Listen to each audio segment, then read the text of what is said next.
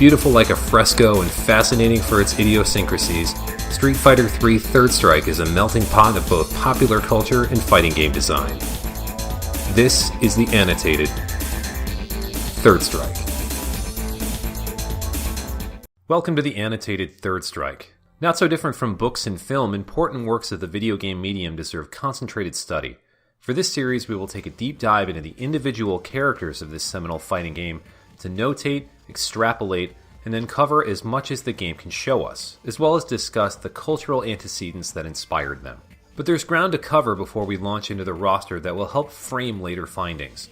Let's do that as we watch the Attract mode and some match footage. Released in 1999, Third Strike is the final game in the Street Fighter series timeline as of this recording, and is the third and final game in the Street Fighter III sub-series, which began with New Generation in 1997, and then Second Impact later the same year. These were released primarily as arcade games, as the contemporary generation of home consoles, such as the Sony PlayStation and Sega Saturn, weren't quite able to handle home conversions, and were developed using Capcom's CD-ROM-based Capcom Play System 3, or CPS-3 for short. Prior games in the larger Street Fighter franchise originated on both the CPS-1 and CPS-2 arcade hardware, the latter of which is still used by the developer for their arcade output well into the early 2000s. Before moving on, Attract modes are short videos made for arcade games to literally attract passers-by to the machine. In the golden age of arcade games, Attract modes began as simple demos of gameplay, but over time they had grown to include whatever story a game may have and other eye-catching animated intros. This one features art by Daigo Ikeno Mitaka, whom had taken over lead art duties for Third Strike from New Generation and Second Impact lead artists Akira Akiman Yasuda and Kino Nishimura. The game's full name is Street Fighter III Third Strike Fight for the Future. The term Fight for the Future will come up again in this video series, but one of the reasons for its inclusion was meant as a sort of callback to the naming convention of New Generation, since that game was the start of a new generation for the roster. This game is aimed at carrying over the tradition of live, head-to-head fighting for a long time to come, according to a Gamist interview with Third Strike's producers found in shmupallations.com. Third Strike, though, along with the subtitle of the previous game's Second Impact, are partial homages to manga and anime Neon Genesis Evangelion, according to an interview on the Capcom Fighting Network portal with New Generation producer Tomoshi Sadamoto, who's the cousin of Evangelion co-creator Yoshiyuki Sadamoto. As we'll see shortly with the roster, the Street Fighter III games began with a cast that's almost completely different than that of the more famous Street Fighter II series, though Second Impact and Third Strike incrementally included some old favorites with each respective release. Though hinted at in interviews over the years with Capcom staff, artist and animator Akira Akiman Yasuda, himself one of the fathers of the whole franchise, confirmed in the Undisputed Street Fighter that New Generation didn't start as a Street Fighter game, and only evolved into one after he became involved. The reason behind this was that, also according to Undisputed, fighting games developed by Capcom outside of the Street Fighter umbrella were only modest successes, and that this new series was designed as a game that would take the core concept of Street Fighter II, but adapt it for today's generation and technology. Again, a callback to the notion of both New Generation and eventually Fight for the Future. Sadamoto and his team then designed New Generation with three core concepts: to have a small roster, to increase each character's potential, and to help beginner players. Speaking to the latter part in the CFN interview, he says that, quote, everyone is trying to help out newcomers, not seeing a whole lot of success though. Ironically, this led to the invention of the parry system, which, according to Sadamoto, was a, quote, basic aspect of fighting and something within authentic martial arts that they wanted to create. We'll explore this mechanic in greater detail in a future video. Sadamoto states that parries are one of the two pillars of the Street Fighter III series design, along with the core concepts that I mentioned. The other is the inclusion of super arts and the ability to choose one of them to fit your playstyle. Super arts are high-damaging special moves that can be executed after the meter at the bottom of the screen has filled by either giving or receiving an attack or performing special moves like fireballs, and have been a mainstay of the fighting game genre since 1992's Art of Fighting for the Neo Geo arcade and home systems. A chief component to the overall metagame, though, is that the Street Fighter III series allows players to whiff medium and normal attacks to build meter. The idea was to give players a sense of choice and individualism. Sadamoto says that he always thought that the series' protagonist Ryu was the Shoryuken character, but the world thinks that he's the Fireball character, and the team didn't want to alter that. This gives players the best of both worlds. Quote, the Ryu who perfected the Shoryuken would use the Shin Shoryuken, he says, while the Ryu who perfected his Hadoken would use the Shinku Hadoken.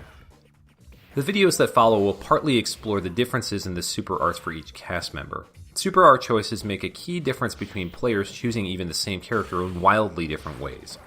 From an overall gameplay perspective, Third Strike is Capcom's ultimate refinement on ideas and systems cherry-picked from other fighting games. Second Impact introduced to the Street Fighter games EX special moves, which burn a portion of the super meter at the bottom of the screen to give special moves more damage and slightly different properties, like added hits and juggle capability. This was a concept taken from Capcom's horror fighting game franchise Darkstalkers, known simply as Vampire in Japan. New Generation also introduced characters like Oro that are equipped with what have become known as launchers, which pop an opponent into the air for juggle combos. 3D fighting games like Virtual Fighter and Tekken are built around these concepts, but Capcom's Marvel fighting games collaborations rely heavily on character launchers for extended combo strings. This began in 1994's X-Men Children of the Atom, another game with Akimon's involvement. Mechanically, the Street Fighter III games also share much in common with those produced by many of Capcom's rival fighting game developers like SNK. Characters can walk, jump, crouch, and block, of course, but forward and backward dashing were implemented by tapping the joystick toward or away from an opponent twice. Players could execute a super jump by quickly tapping down on the joystick and then up, leaving an after image of the character sprite to complement the increased distance or height achieved. The King of Fighters games did this before the Street Fighter franchise. Important to what is known as the wake-up game, characters can perform a quick stand if a player hits downward on the joystick if their character is knocked to the ground. Inverse to that, players could perform a leap attack by pressing both medium punch and kick simultaneously. Over time, this move has been colloquially renamed the universal overhead, as it must be blocked high like other overhead moves and can be used to hop over low incoming attacks. This type of movement first appeared in SNK's Samurai Shodown 2 for the Neo Geo, and the inputs for it actually changed from Second Impact to Third Strike. In the previous game, players would tap down on the joystick twice and hit an attack button, but the team found that this would get in the way of parry timing, so they changed it. Also changed from Third Strike's predecessors was input commands for throws. Prior to 1998's Street Fighter Alpha 3 or Street Fighter 03 in Japan, throws and grabs in Capcom fighting games were implemented by holding the stick toward the opponent or away and pressing a heavy attack button. But Third Strike can perform these moves by hitting both light punch and kick buttons simultaneously. As a result, animations for whiffed throws were given to each character in the game, and these whiffed animations can be used for sort of scooting characters forward in what are called Kara movements, which we'll discuss later. Third Strike was developed by mostly the same team as Second Impact, and was released roughly a year and a half after the previous game. It was developed primarily for the hardcore competitive player in mind, according to the Gamist interview translated by Schmucklations. Noritaka Funamizu, the Street Fighter III series producer, stated that, quote, Third Strike, even more than usual, is especially aimed at the long-time 2D fighting and Capcom fans. It's a game designed to completely satisfy the hardcore fighting game player, no joke. Third Strike planner Tomonori Onuma agrees that at its core it's a game designed for serious, intense matches. This reasoning was a noted departure from the design philosophy of New Generation, which, as confirmed by Sadamoto in the CFN interview, had intentionally weaker characters, moves, and super arts to balance out player skill levels. The Street Fighter series has always been played head-to-head, though. Undisputed Street Fighter mentions an anecdote where series producer Akira Nishitani always wanted Street Fighter II to be competitive, and this was embraced more so by the North American player base as opposed to the Japanese.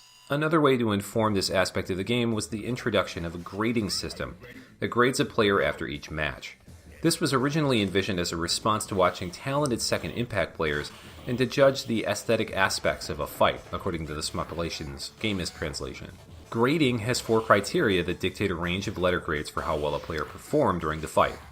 The problem, though, is that no official confirmation exists for how each individual criteria is measured. Based on community research, the best guesses are the following. Offense takes into account attacks that land on your opponent even blocked. Defense is based on blocking, parrying, and backward movement. Tech is a nebulous shortening for technique, and the going assumption is that it's the use of Third Strike's individual systems, such as parrying and red parrying. SP point is equally debated, but the assumption is that it takes into account finishing off another player with a super art, the use of taunting to a player's advantage, and extended combos. Actual grades are letters that range from G upward to A, and then, because this is a Japanese video game, S, SS, XS, and the unicorn level rarity of MSF, which many believe to stand for Master Street Fighter. Early tests for this system were actually deemed to be overly difficult on the player. According to the Gamist interviews, the development team invited Second Impact super players to location tests to help them stamp out bugs, but found that even they couldn't receive A-level ranks, so this feature had to take its share of fine-tuning. As a sort of final way of keeping things heated, Sadamoto and team implemented a judgment system for the Street Fighter III series if a match goes longer than 3 rounds. When this happens, 3 women decide on a best-of-3 decision who wins the fight. While the appearance of specific judges is random, the decisions are not. GameFAQs user GetYeFlask has discerned that the winner is based on which player would have received the better letter grade after the match. Sadamoto stated in the Capcom Fighting Network interview that the Timeout Girls all have individual names, found on the right, and were meant to have a larger role in the game, though this was diminished as development moved forward. One judge, Effie, does have story significance for one character, and we'll talk about her again down the road. Many things about the evolution from New Generation to Second Impact to Third Strike were a matter of fine-tuning, though. From an audio-visual standpoint, the Third Strike team wanted to overhaul the look of the game compared to Second Impact, specifically with the graphics, and that they, quote, really wanted to create beautiful backgrounds this time, according to the Gamist interview. In doing so, the multi-phased backgrounds of New Generation were permanently killed, and as we'll see in future videos, the completed backgrounds have a more muted, subdued color palette. According to the same interview, the team also wanted to challenge themselves in terms of sound. Coming back around to the concept of Fight for the Future, they decided that rap and hip-hop was the direction that pop music was going, and implemented that into the game. Juno Award-winning Canadian rapper Infinite was chosen in a contest to voice the hip-hop tracks, and he also acts as the announcer. Undisputed states that he only had 24 hours to compose 3 tracks, which were recorded along with the rest of his voice work the next day. As we move into the roster in future videos, we'll go into detail of what the game themselves will show us. This means that we'll go through animations, voice samples, win quotes, and endings for each of them. Often these will be tied back to how they relate to the earlier Street Fighter games, and specifically Second Impact, which superseded or retold the endings from New Generation. Curiously, Third Strike is an epilogue to Second Impact as far as the chronology is concerned, and it will help to remember this going forward. Lastly, as super arts and individual movesets are dissected for each character, keep in mind that this series is not meant as a high-level combo exhibition. The point of annotated games is to show us as much of a game as possible and then notate and sometimes expand upon what we can find. Certainly, combos of various skill will be included, as well as match footage, but these are used to illustrate rather to instruct. With that, thank you for watching. We'll begin in earnest with Street Fighter III series protagonist Alex in our next episode. See you then.